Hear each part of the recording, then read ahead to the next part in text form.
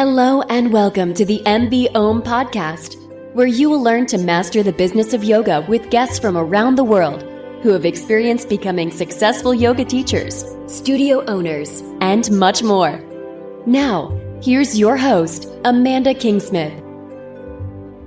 Hello and welcome to another episode of the MBOM podcast. I'm Amanda and I'll be your host for this and all episodes of the show. Today on the podcast, I am super excited to be joined by Christine Jaureguiberry. And Christine joined me all the way from the UK. And on this episode of the podcast, we talk about everything from how she first got into yoga, what inspired her to become a yoga teacher, how she learned about scoliosis, and how this ended up becoming the niche that she works in.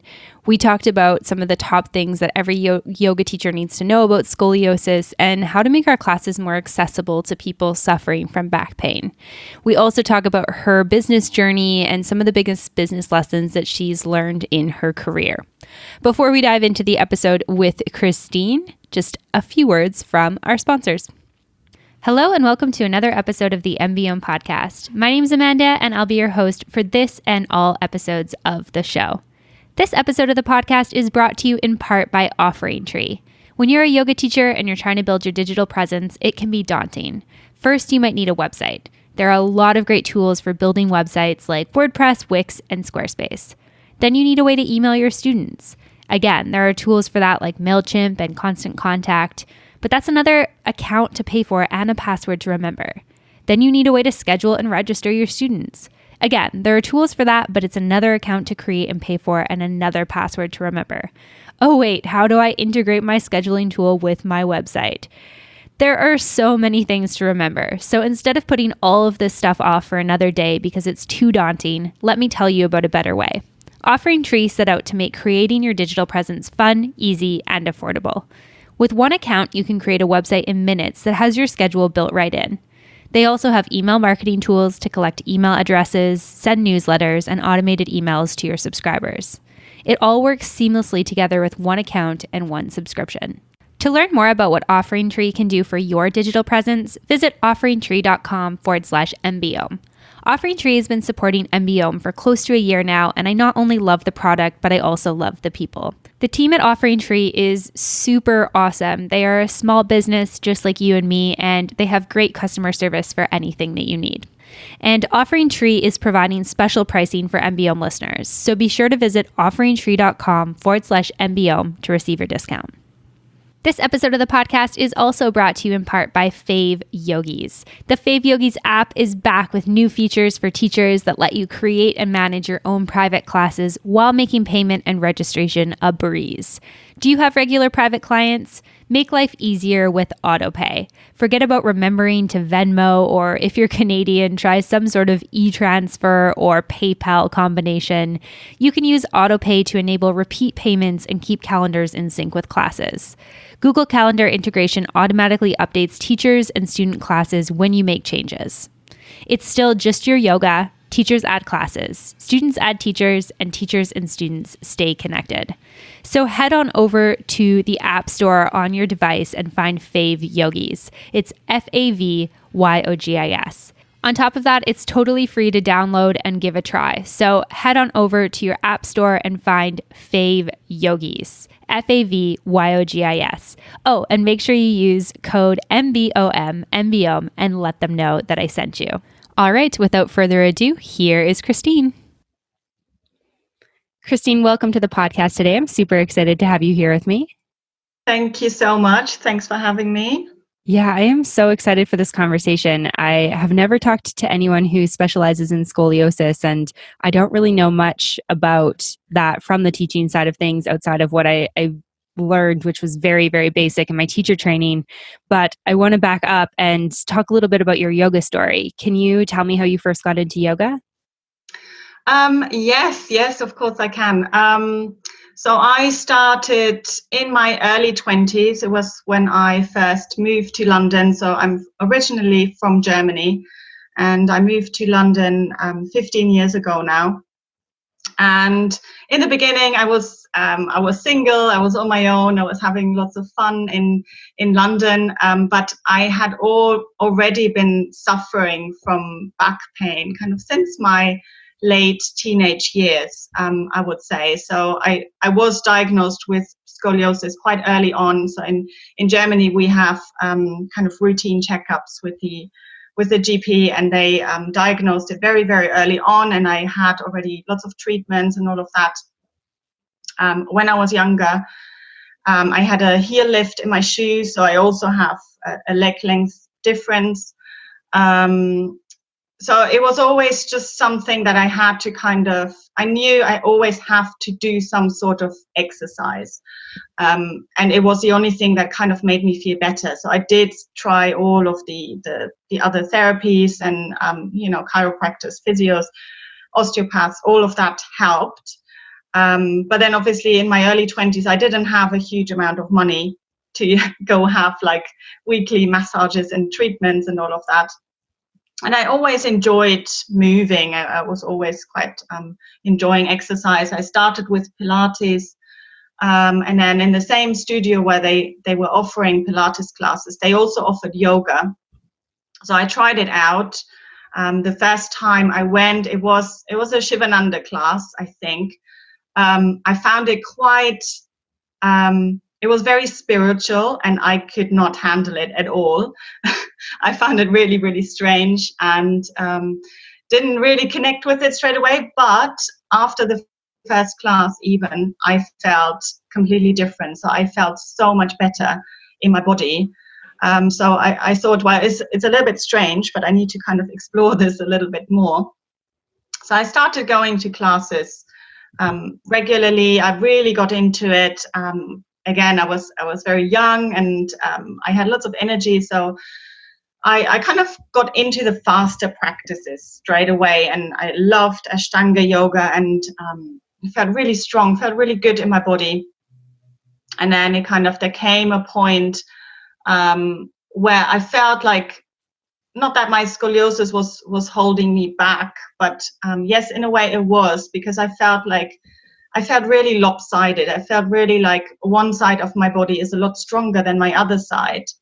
And especially with the faster Ashtanga practice, I felt like I was almost making it worse at some point. So I kind of got better, and then it got worse again.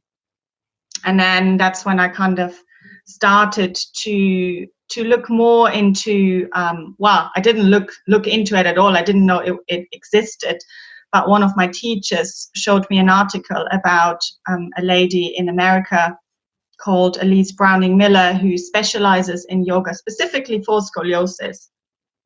So, and then from then on, I kind of started seeking teachers that knew about scoliosis, and that I started kind of gravitating more towards the slower, the mindful practices where I could really explore my body, really work on my body awareness. And I took loads of one-to-one sessions with one teacher in London, who has greatly influenced me as well. And then kind of my practice started to kind of change over the years. So this is kind of like definitely part of my yoga journey. That's kind of how I got into it. Yeah, wow, that's so inspiring to hear. And yeah, I mean, from what I've been trained with scoliosis, I remember my first 200-hour, one of the teachers kind of walked us through like how, like, we looked at each other's spines and stuff like that, and looked at like, okay, if somebody like lifts both their arms, like how does that look?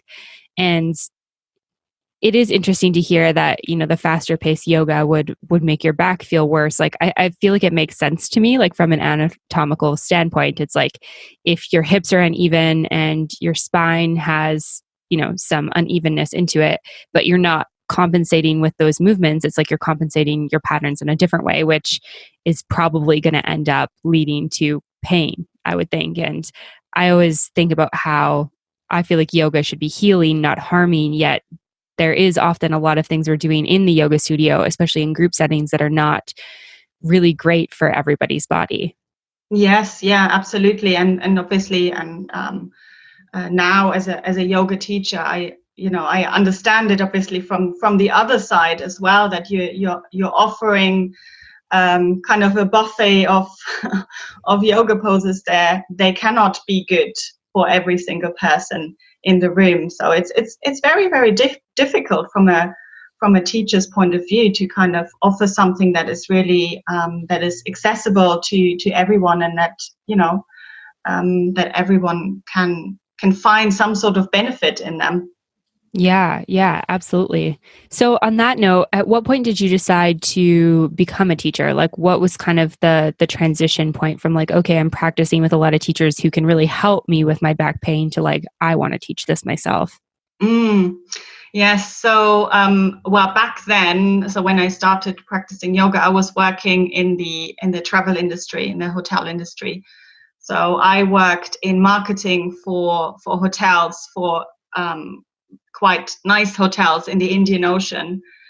So I was traveling quite a lot, and I really enjoyed that life. Again, I didn't have any kids back then. Now I've got 2 children. So I really enjoyed this. I loved being in nice places. I traveled to the Seychelles, to the Maldives, all these fabulous places, quite glamorous. And it suited me then, but I kind of felt that it didn't suit my body. I also did a lot of work sitting down. So I did a lot of, again, marketing and a lot of admin stuff, just being at my computer, being at my desk, which is, I kind of knew that this job wasn't going to be good for me in the long term. So I already then, so relatively soon, probably 5 years into my practice, I was like, I really enjoy this. I love yoga. There's so much you can learn. You can always learn something more. You never get bored, basically. I'm a type of person, I do get bored relatively easy if I do the same thing all the time. So I always had this kind of, it was still at the back of my mind. But I already knew that one day I will be a yoga teacher, but it was still relatively far away. And so I started kind of, when you go to a class, and I wasn't even a teacher trainee, but I started observing the teachers and just like how they were teaching and how they were adjusting people. And I just found it really fascinating. So I was really into it. But I wasn't brave enough to like quit my job or even just to start a teacher training. I just had too many other things going on in my life. And then it was only when I had my children, so when I had my second child, that I actually took the step.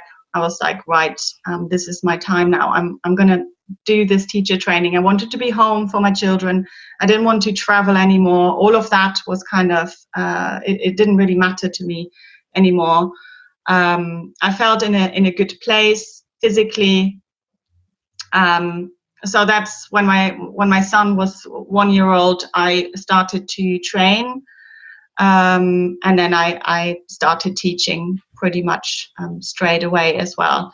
And it was a very general training, by the way. It wasn't a specific yoga for scoliosis training in the beginning. It was a very general practice. Actually, in the beginning, I thought I was going to be more of a pregnancy yoga teacher, because at that time, that's what I was into. Then I started kind of doing kids yoga, because again, I had this connection. It suited me where I was in my life. Mm-hmm. And then just kind of eventually I came back to the back care and to scoliosis, which is what I teach now. Yeah.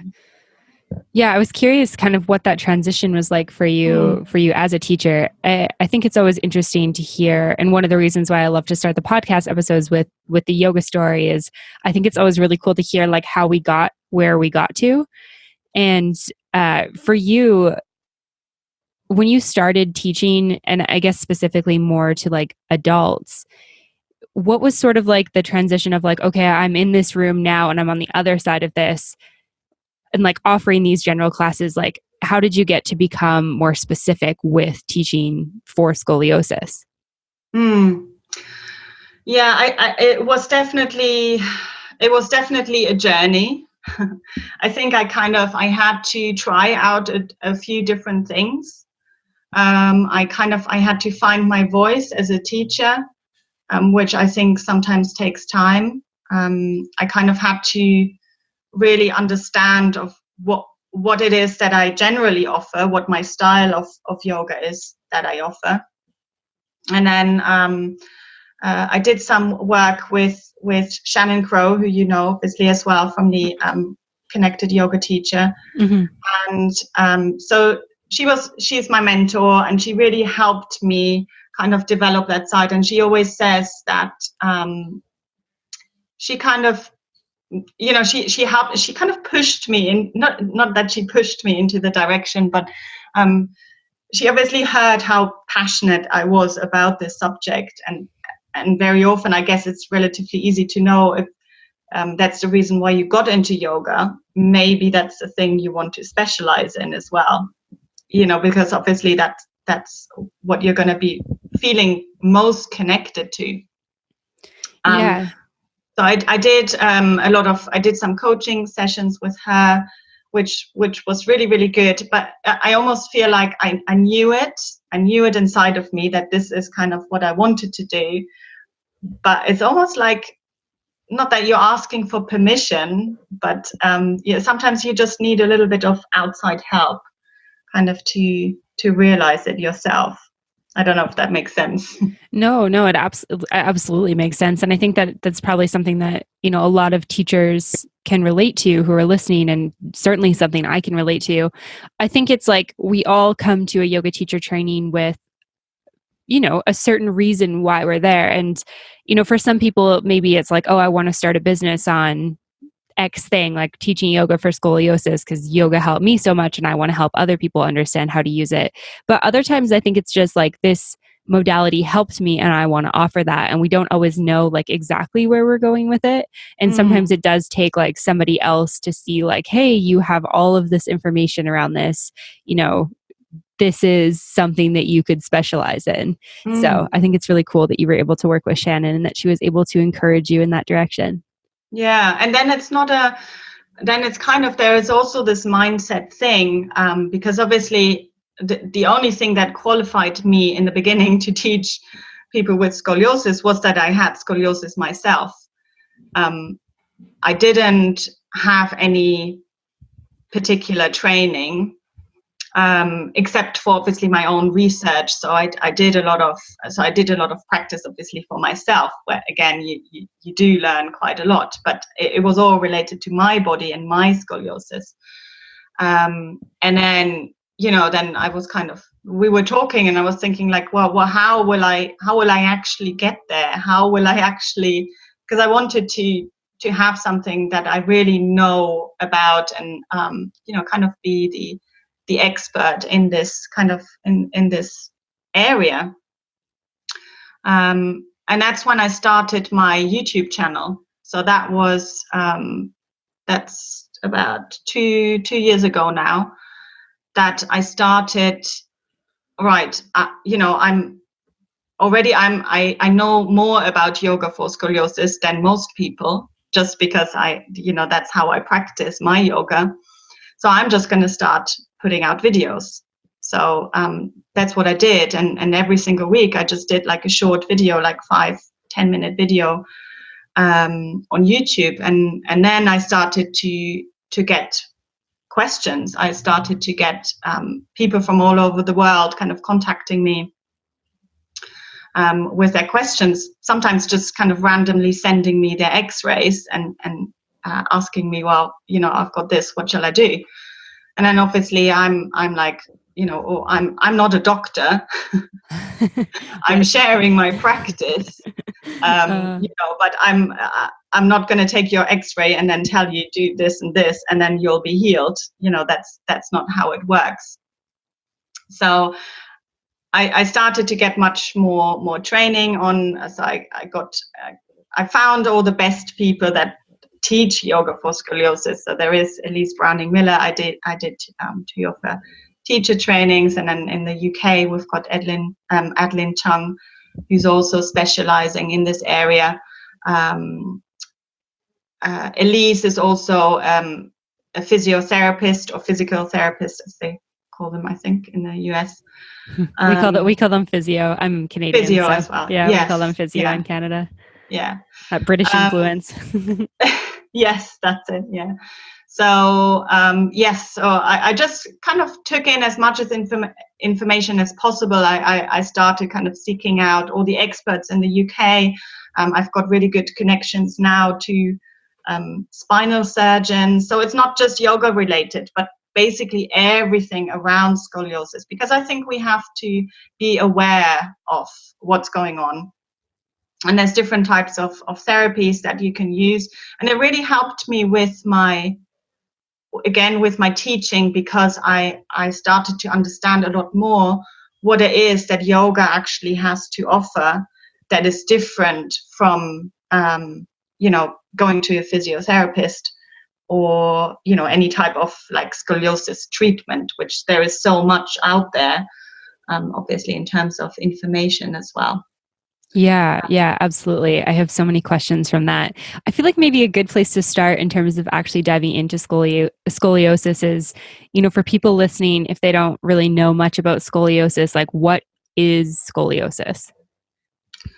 Yes, so scoliosis is a sideward curvature. So looking from the back, if you would look at an X-ray, it's a sideward curvature accompanied by rotation. And they call it a structural scoliosis from anything above 11 degrees. Anything below is not called scoliosis, but obviously, this is just because they had to make some sort of kind of border from which they're going to call it scoliosis. There's a difference between a functional scoliosis and a structural scoliosis. So functional, for example, would be if you're playing the violin for years and there's a big muscle imbalance. One shoulder is kind of up, the other one is down. Maybe you have some problems in the hips due to that. Structural scoliosis is when actually the bones are shaped in a different way. And the way you can see that is with the Adams forward bend test. So sometimes we learn this in teacher training as well. So when you get people to forward bend, not in a yoga way, so not folding from the hips, but around it, and then looking from the back, you will be able to see a rotation. So one side of the rib cage will be slightly higher. It's a little bit more difficult to see in the lumbar spine, but that basically shows the rotation, and then we know it's a structural scoliosis. So it's about, looking at the statistics, there's about 2 to 3% of people that have scoliosis. So it's actually it's more common probably than people think. A lot of people don't know about it, which is fine if it doesn't cause any problems. So it doesn't always mean that just because people have scoliosis that they have back pain. It doesn't always work hand in hand. It's also not what I found out, or what I found just working with students over the years. The degree of the curve doesn't necessarily correlate to the amount of pain that you experience. So some people might have quite a small curve and lot of pain, and then some people have quite a big kind of S-shaped curve, and they really look like a question mark from the back, and they have no pain or very, very little pain. So yeah, these are kind of the basics around scoliosis. What is important to know, and obviously every yoga teacher will have an intake form. If you're not specifically working therapeutically with scoliosis, you just kind of need to know, obviously, the very basics. I would always ask if someone has had surgery in the past. A lot of people have spinal fusion, so that's another big topic. So if scoliosis gets over, it probably depends on the country, but here in the UK, it's kind of the 45-degree mark is where doctors would start to talk about surgery. And that's when people would get spinal fusion. At the moment, they do titanium ones, or they do these kind of a tethering surgery, so where they put little staples into. Anyway, let's not go into too much detail in this area. But there's different ways of dealing with that. But if you come across somebody who's older, who's kind of in their 60s, they might have these really massive Harrington rods, they're called. And you will see that they are not actually able to move their backs very much. So, yeah, these are kind of the different types. Most of the time, scoliosis is kind of detected, or hopefully it's detected when people are young. So in their kind of, it's around kind of 11, 12, 13, which is usually, that's when it starts showing up, when the kids go through the growth spurts. Mm-hmm. And then there's also a degenerative scoliosis, which happens much later in life. So in kind of 60s, 70s is another kind of age group where you could see scoliosis happening. Okay, so it's probably not likely that you're getting somebody who's like in their 20s or 30s who's like kind of just having that pop up. Like it generally happens either to younger or older people then. Yes, they would have probably known about it already if they are in their 20s. Okay. It doesn't like happen overnight, obviously, as well. Yeah, for sure.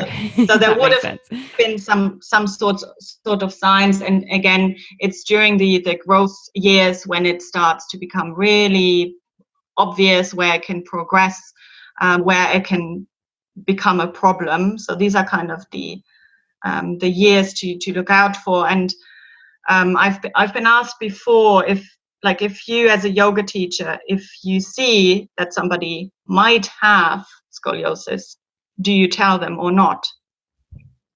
Yeah, so when you see, obviously we're not doctors unless you have a medical degree as well, mm-hmm. but we're not there to diagnose.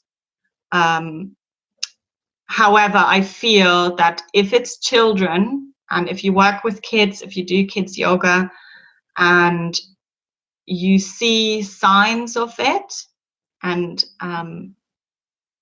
I personally would tell the parents. So if it's an adult, I wouldn't tell the person. I wouldn't say, oh, your downward dog looks a bit wonky, you probably have scoliosis. I think that would be overstepping the line. But if it's a child or a teenager, I would probably just kind of have a chat with the parents, for example, to say that there might be scoliosis there. So I feel that it's just something that I feel is important, because in some countries kids don't get screened for scoliosis, and there is this window where things can be where there's so many treatments that can be really, really helpful, mm-hmm. and yoga is one of them. So yes, that's just something. Yeah, no, that's all really good stuff to know, especially knowing that. I was thinking like it's more relevant working with adults, but definitely something to consider if you're working with teenagers and children as well, to be kind of watching the way that their bodies are moving. And I'm curious, you mentioned that yoga is something that can be helpful for it. I'm curious, like how yoga can be helpful and when it crosses a line of like being harmful. Yes, that's a great question. So, I mean, from the kind of, from my perspective as having scoliosis, just any type of movement is going to be good at the end of the day. You've got this condition. The worst thing you can do is nothing. Let's face it. So the worst thing you can do is just kind of sitting at home and, sitting on your couch and do nothing. Probably, well, the same for everyone really, and everyone with back pain. So I feel like even if you don't have any specific scoliosis training, what you have to offer in a yoga class is amazing.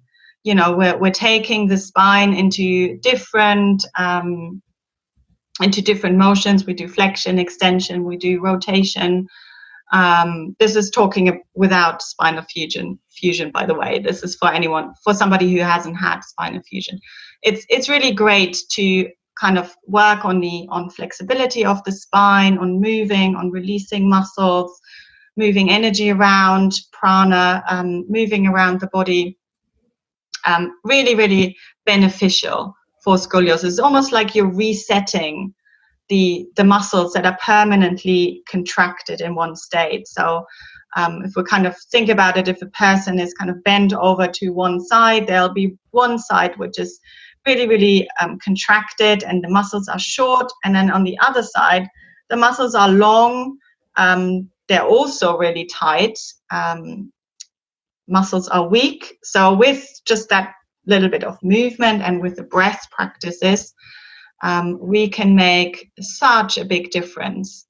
And even if that doesn't mean that we straighten someone's spine, which is not the goal of this, is they will feel the release, they will feel the benefits. Pranayama, body awareness, really, really important for somebody with scoliosis, because from where they start, they sometimes don't know how they are in space. For them, something feels straight or something feels long, but it's not actually. So if you're looking at it as a teacher, you will see that there is something not quite right. So yeah, I feel like there's so much that you can offer as a yoga teacher, and that's even without knowing that much, or going into detail about therapeutically working with someone with scoliosis, which is again different, where you would work asymmetrically, so you would address one side of the body different to the other side. Mm-hmm. And then in terms of the second part of your question, where can it be harmful? I think, and again, there is obviously this responsibility is happening both ways. So as a teacher, it's what you offer, and as a student, it's what you take from the teacher. And if somebody is kind of just trying to do all the amazing advanced poses without considering their bodies and without kind of listening to their bodies and considering, especially in the scoliosis curvature, then yes, of course, yoga can start to become harmful. But that's probably everyone as well. There are some poses that I would maybe stay away from in the beginning until a student has more awareness, definitely, for scoliosis. So that would, for example, be extreme twists. It would also be some of the inversions. So, definitely headstand, if we're thinking about it from a structural point of view, is if there is a curvature in the spine and you're turning yourself upside down and you're then balancing on the most vulnerable part of your spine, your neck, where there might also be a little curve. So just because there's one curve somewhere in the thoracic spine doesn't mean that there's not also something going on in the neck. This is where it has this chain reaction, and everything starts to get a lot of pressure. So it's just kind of common sense. What else? Deep back bends without awareness.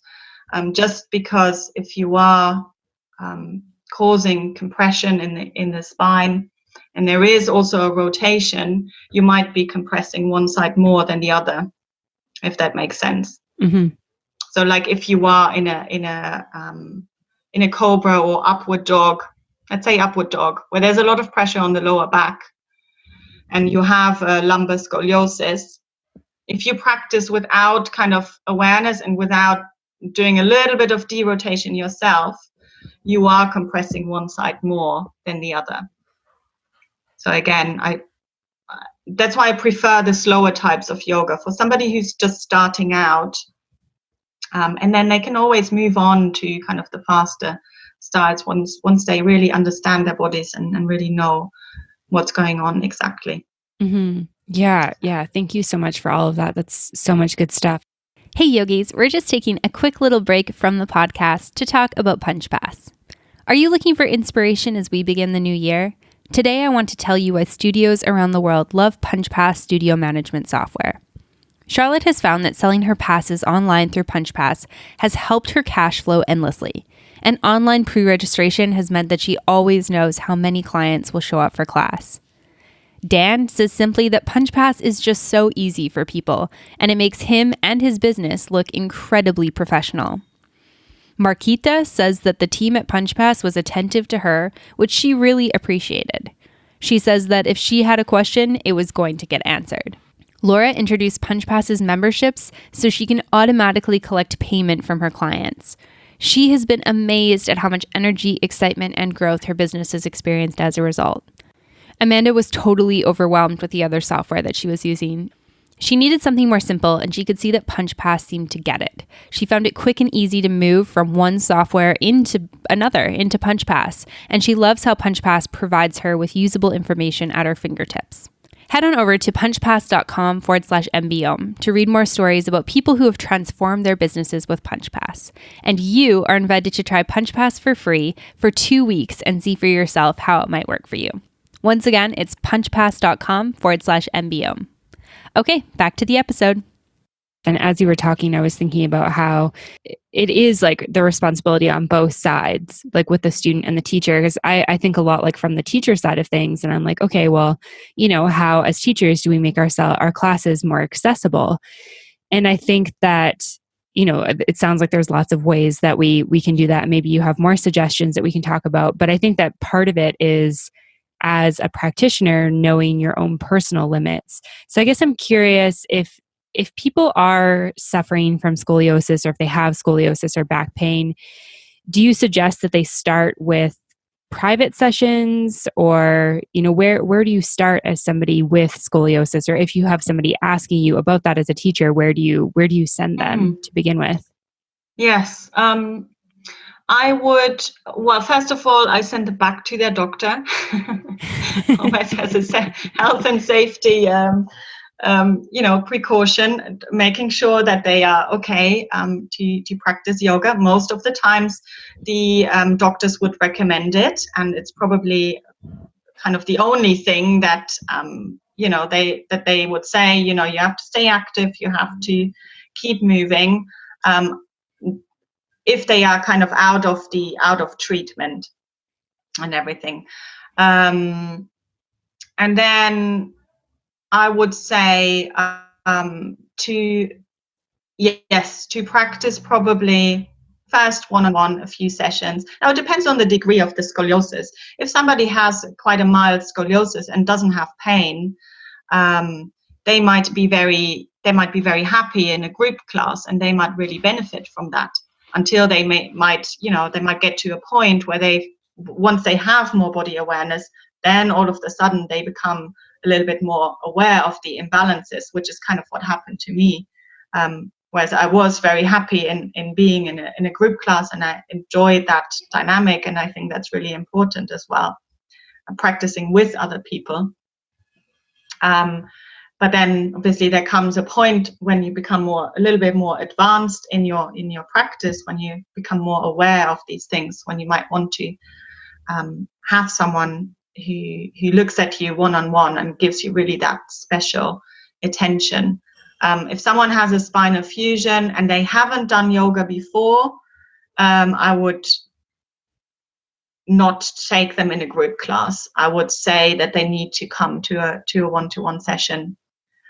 If they have been practicing yoga before, then they will know how to move. They will know what they need to do, and they probably know themselves what they can and what they can't do. So yes, I think it kind of depends on what's going on. Also, with pain, if there is a lot of pain, if there is a lot of things going on, And there might be other conditions obviously related to that. So scoliosis doesn't always come, or hardly ever comes, in isolation. There might be other things going on. So I've got a lady at the moment, she's got spinal stenosis and scoliosis. So she has got a huge amount of pain. There might be disc problems, there might be bulging discs. There might be all sorts of other problems. So if that's the case, then obviously it becomes more complicated. And that's when you would want to work with someone one-on-one and really see what works for them and what doesn't. And then once they are kind of happy with that, and once you are confident that they will actually only do what suits them or what feels good in their bodies, then you can take them in your group class as well. Okay, awesome. So number one thing is always making sure that they're checking in with their doctor, since we're not doctors as yoga teachers. And then from there, having that conversation. And I guess, so for somebody like me, I mean, I don't feel like I'm qualified to do a one-on-one session with somebody specifically with scoliosis, but obviously it's something that I think would be great to feel more confident in. For yoga teachers, and for yoga teachers, you know, what are some good ways to start learning more about scoliosis so that we can, you know, make our privates more accessible, make our group classes more accessible? Yeah. Well, first of all, I would say, again, you know, what you have to offer is already amazing. So I wouldn't turn anyone away because they have scoliosis. So whatever you're offering, and the pranayama and you know, the movements, and if you are working with someone mindfully one-on-one, you will learn first of all about scoliosis just this way, and it will be really beneficial for them as well. So it works both ways. And then obviously, yes, if you want to kind of get more into it and learn more about it, you can check out my YouTube channel. So I've got hundreds of videos on there about yoga for scoliosis and different curvature types. So I kind of classify it into the main curves. There are S curves that look like an S from the back. There are C curves. There's some very typical curve patterns that you will see when you. So I only have people with scoliosis nowadays, and there are definitely patterns that you see over and over again. So if this is something that you are interested in, then I would just, you know, kind of look into all the information you can get from my YouTube channel. There's Elise Browning-Miller is in the US. She's got some fabulous resources. She's got an amazing book called Yoga for Scoliosis, which is both for students and for teachers. And I use it all the time for anything that I do. What else? There are a few books about yoga for scoliosis, but that is probably the one I would recommend first, because it's got great photographs. It's relatively simple, so you don't need millions of things. Yes, she does use props, but not an excessive amount of props. That's why I like it, and it's written in a really clear and very simple way as well. I have a Facebook group called Yoga for Scoliosis Community, and there are people. It started with only people who have scoliosis themselves, so there's about 2,000 members now. So most of them have scoliosis, and then there are some teachers in there as well. And I love, you know, kind of connecting teachers and students as well. If there is somebody who knows about scoliosis, who wants to work with students with scoliosis, then that's a kind of a great way to match them up. And then obviously on my website, there's plenty of information as well. There's the National Scoliosis Association in the US, which have a great website for resources. We've got Scoliosis Association in the UK, who also have a lot of information. So yes, there's plenty of resources if that's something that you want to kind of learn a little bit more about.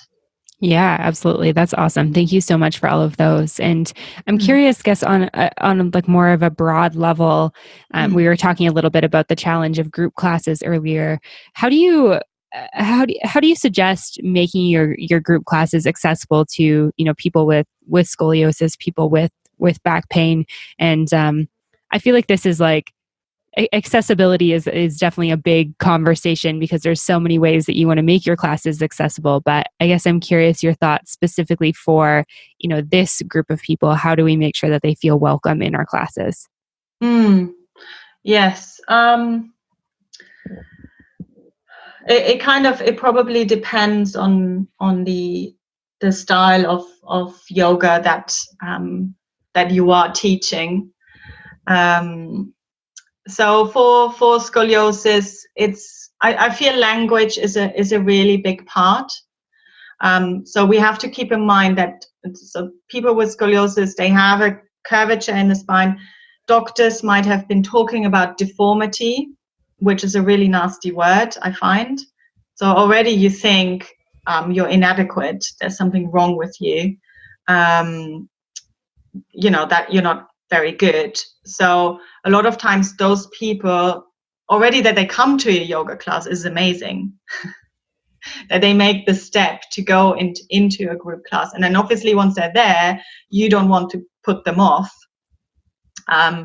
by, kind of using the type of language. So from my point of view, what I always found quite irritating is teachers just constantly adjusting me.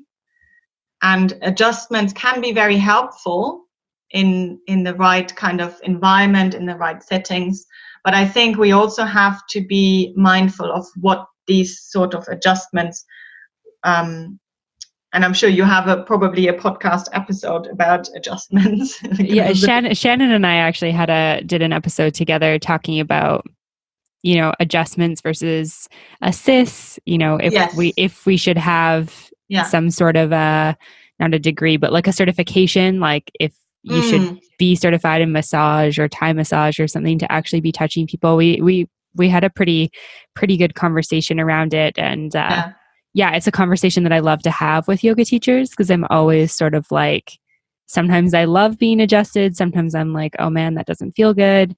Yeah. So we have to be cautious for sure about touching people. I think especially like, I feel like for me as a yoga teacher, like if you came to my class and I'm watching your body and I see that there's something in your body that's different from my body, who am I to like go and try to manipulate that with my hands? Like that just feels so inappropriate to me in terms of what my scope of teaching is, what my scope of practice is.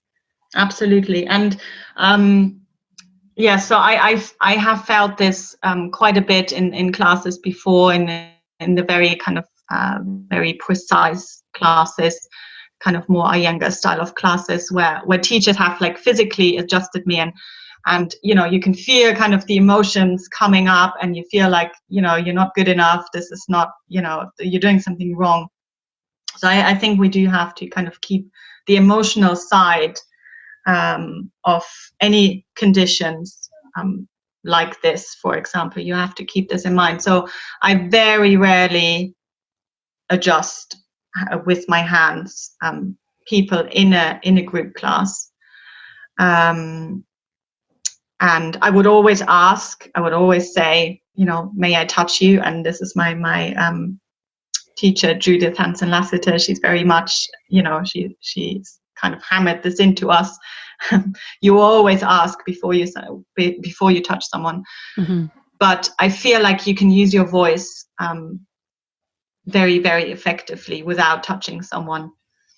So there's a lot of things you can say, for example, in a downward dog, if you see that, the hips are moving over to one side and they just kind of looks like a banana shape in their downward dog, you could say something like, maybe I would suggest to lengthen the right side of your waist a little bit more. So I always talk about creating space. So I don't say move your hips over to the left, but I would say, can you create more space in the right side of your body? Can you create more space on the left side of your rib cage?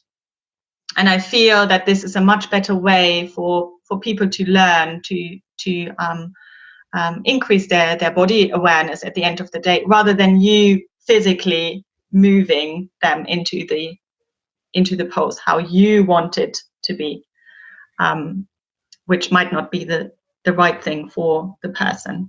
Now that is different in a one-to-one session. So in a one-to-one session, I would, with their permission, obviously, I would kind of guide them sometimes with my hands, very light touch. So I always use very, very light touch, and sometimes a little derotation or a little bit of lengthening can make quite a big difference. So yeah, I think I feel like definitely assisting or adjusting is a very big part of kind of making a class welcoming to people, definitely. Yeah, I love that piece of advice. And I think it's really interesting. I was thinking about, as you were talking, how we have this like big conversation of accessibility that's happening in the yoga world. And I think that this definitely is a part of it. But it was making me think about how, part of making people feel welcome isn't making people feel like they're different than anyone else. So it's kind of like making sure that you're watching them and that they're practicing safely, and asking them any questions that might need to be asked, but also not treating them like they're like a piece of china in a store or something like that. Like trusting that people have this ability to feel into their own bodies, and empowering them to do so as a teacher, to make their own decisions about how something feels, and then hold space for them to come out of it if it doesn't feel good, or to move into something different. So it's kind of an interesting thought that I was having as you were saying that. Definitely. Amazing. Is there any other tips you have kind of about scoliosis specifically before we shift? I want to talk a little bit more about your business before we wrap up, but do you have anything else you want to share kind of more specifically on the scoliosis side? Yeah, these were kind of the main things that I wanted to make sure that I bring across. Another one is in terms of language, is sometimes yoga teachers talk about a straight spine. So sit up with a straight spine. So this is, again, it's just something that can trigger people who don't have a straight spine. So I would rather that teachers would talk about lengthening the spine rather than straight. That's just kind of a small kind of language thing. Yeah, I think that's great. I feel like language is such a key part about teaching well and teaching at a higher level, and also making people feel welcome. So that's a really great tip. I love that. And so I'm curious, what are some of the top business lessons that you've learned throughout your yoga business, throughout teaching kids yoga, teaching to teenagers, family yoga, developing this specific niche in scoliosis? What have you learned along the way? It's been such a steep learning curve for me, definitely over the last 5 years, because I do have the marketing background. I've got to say it's a marketing background, so communication and all of that. It's always, and promoting my business has come not easily to me. It's definitely, it's been difficult all of the sudden. Promoting myself rather than working for a company, the whole kind of self-employment journey. It's definitely been a very, very big learning curve for me. So what I've learned, it's hard to narrow it down. I've definitely learned that asking for help can be, so in the beginning I kind of didn't want help, but I thought I can't afford help, or I should figure this all out on my own. But I feel like just having a network, so I've always been working with coaches, just pretty much from the beginning, from kind of creating your vision, your mission, and all of that, having a strategy, having some sort of plan or longer term plan in place. So I've always worked with other people to get there, because I think if you're as a yoga teacher, if you're self-employed and you're just kind of occupied with yourself, it's sometimes difficult to get out of this and kind of come back to the bigger picture. So that's definitely one of the things. Having a network of people, of other yoga teachers in your local area, that's been a huge thing. So not only for cover classes, which is very important, obviously, but also like to refer students to each other. So if I have someone, I know someone, for example, in my local area who works with athletes. So if I know someone has got kind of who's an athlete or has got a sports injury, or I know they are very much into sports, I will send them her way. If someone really likes that power yoga, I would send them, to someone else. If someone has lots of back issues, hopefully they would send them to me. So it works both ways. So I think having this network has been really, really important for me. Another thing is kind of the technology. I think sometimes yoga teachers get a bit scared of all the technology, and do I need a website, and do I need this, do I need that? And I feel like it's sometimes not an excuse, but it's all easier than we think it is.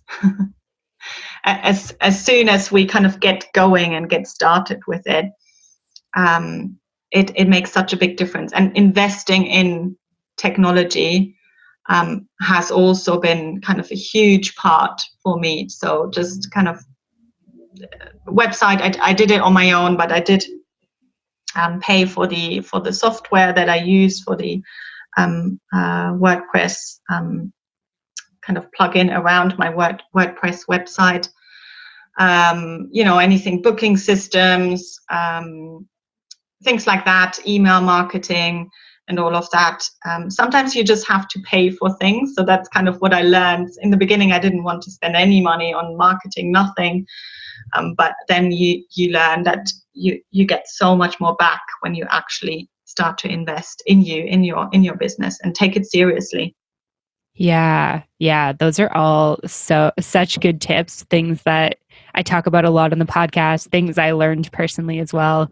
I feel like asking for help and investing are two things that are really hard, especially if asking for help means paying for somebody's services. Because I think that, it's tough when you see your money coming in and you're barely paying the bills and you're like, well, it's not the time to pay for things. But yeah, investing in yourself and your business is something that's really, really important.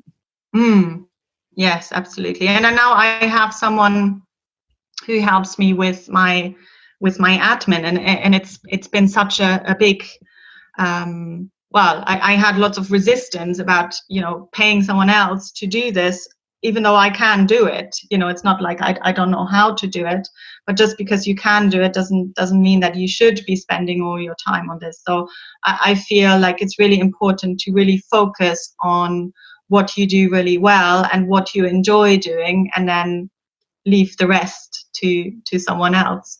Yeah, absolutely. I love that. And so, final question for you. There's lots of new yoga teachers listening to the podcast, and I'm curious if you could give them one tip as a new yoga teacher, what would it be? I think in the beginning, especially of kind of looking back at my journey in the beginning, you think you need loads of qualifications, and you spend a lot of time training and getting one qualification after the other. That's definitely what I was doing in the beginning, to kind of get myself into a state where I felt like, okay, to be able to teach. But I feel like what is much more important is that you actually start teaching. And even if it's just your friends in the beginning, even if it's just people that but that's how you learn. You will learn so much more than by getting loads of qualifications, and trainings are important, of course, but the confidence it really comes with seeing lots of different bodies and teaching and finding your voice and kind of getting the practical experience. Yeah, absolutely. I love that tip. And I think that that's, something that I am a big fan of, and something that I did when I started teaching was just starting to teach, and it was scary and it didn't feel right. But looking back on it now, I'm so glad that I just jumped in right away when I got home from training, because it's always going to feel scary if you haven't done something before. Yes, absolutely. And then if I can add one thing, I know it was only one top tip. Oh, of course, yeah.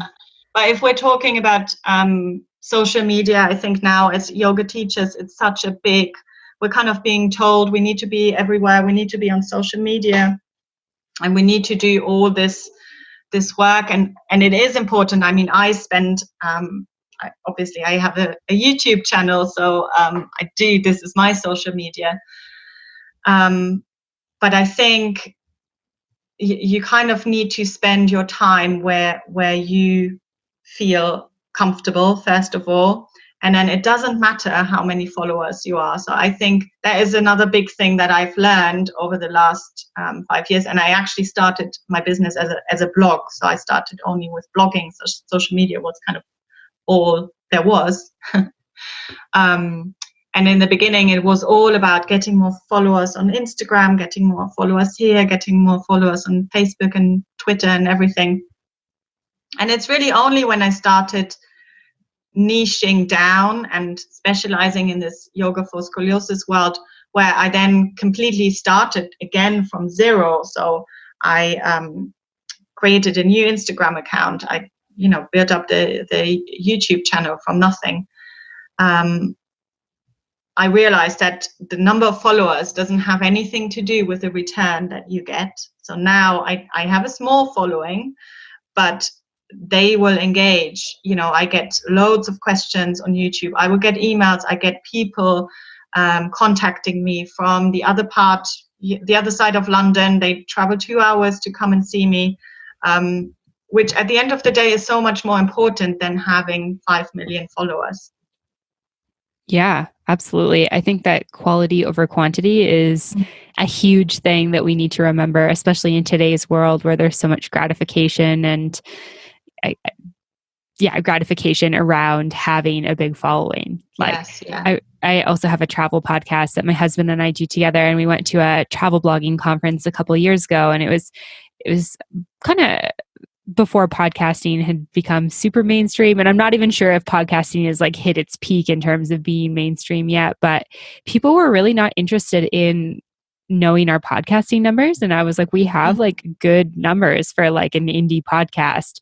And they were just like, how many followers do you have on social media? And I was like, this is not what I'm here for. I am not doing this to get a bunch of followers on Instagram and to do things for likes. If that's how this works, then I don't really want to be a part of it. Yeah, absolutely. I think it is hard to remember that, we don't need a massive following to be successful. So thank you for sharing that. Yeah, you can definitely get really hung up on numbers, I think. And that's the way social media is designed at the end of the day as well. So it's just kind of keeping that in mind, isn't it? Oh yeah, for sure. It'll make you crazy. Even the way that algorithms, I can't keep up with those algorithms, what they're doing. It's one day I get good amount of engagement on posts. The next day I get almost no engagement. And I'm like, you know what? I could go crazy trying to figure this out, but I'm just going to keep doing what I'm doing. And yeah, absolutely. Everything will be fine. Exactly. This conversation has been amazing, Christine. I've loved chatting with you today. I'm curious, where can people go to find you if they want to learn more about your work, maybe work with you and that sort of thing? Yes, so my website is yogaberry.net, and you can find me on YouTube as Yogaberry UK. I mean, if you type in Yogaberry, you will find it straight away. On Instagram, I'm yogaberry.scoliosis. And then you can find me on my Facebook group. So if you have scoliosis, or if you are a teacher who wants to teach people with scoliosis, or you want to kind of specialize in this area or just learn more, then I've got a Facebook group, which is called Yoga for Scoliosis Community. So again, if you type this into Facebook, then you will find it straight away. So it's a great way to connect as well. Amazing. Thank you so much for coming on the show today, Christine. You're welcome. Thank you so much for having me. All right. I hope that everyone enjoyed that episode of the podcast with Christine. Make sure you go check her out at yogaberry.net. Of course, there'll be links to that in the show notes at mbiomyoga.com. You can also find posts and all the information for everything that's going on with MBOM and the podcast on social media at Mastering the Business of Yoga. And of course, you can join the private Facebook community at Yoga Business Badasses. If you have any questions, comments, or feedback, make sure you reach out, info@mbomyoga.com. Otherwise, thanks so much for listening, and I'll see you next week. Namaste.